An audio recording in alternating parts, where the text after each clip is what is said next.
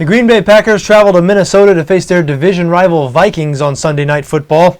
Green Bay's installed as a 10-point favorite on BETDAQ, 47, the total in this game.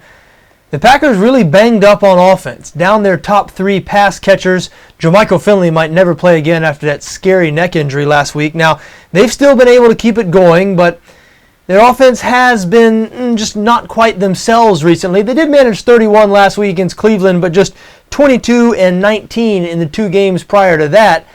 Now, Minnesota is bad defensively, so even though the Packers are dealing with some injuries on offense here, you do expect them to have some success in this game. So the pressure is going to be on the Minnesota offense. Can they play better than they've played so far this season? We don't expect the Vikings to be great in the passing game, but we do expect them to be great in the running game, and Adrian Peterson has not been himself since the tragic death of his 2-year-old son.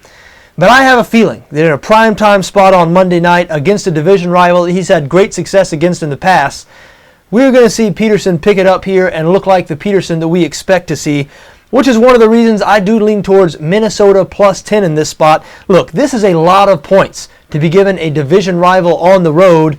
We always talk about buy low, sell high in sports betting. And right now, with the Vikings coming off a loss to the New York Giants, who had not won a game before then, with Adrian Peterson looking as bad as he's looked lately, with the Vikings quarterback situation, Josh Freeman was abysmal last week. They're going back to Christian Ponder this week, but obviously no one in the organization has much faith in Ponder, or they wouldn't have rolled Freeman out there last week when he'd been with the team for less than 2 weeks. So, the Vikings not in a good spot right now, so it might be a good buy low opportunity for them. Again, they are facing a division rival they're very familiar with.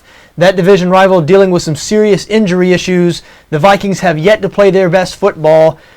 And Christian Ponder, even though I'm not the biggest Christian Ponder fan in the world, he does give them more in the passing game than what Josh Freeman was giving them last week. And Green Bay very vulnerable in the secondary. The Packers currently ranked 24th against the pass. So look, I expect Green Bay to win this game, but 10 points, too many in this situation in my opinion. I lean towards Minnesota plus 10 here.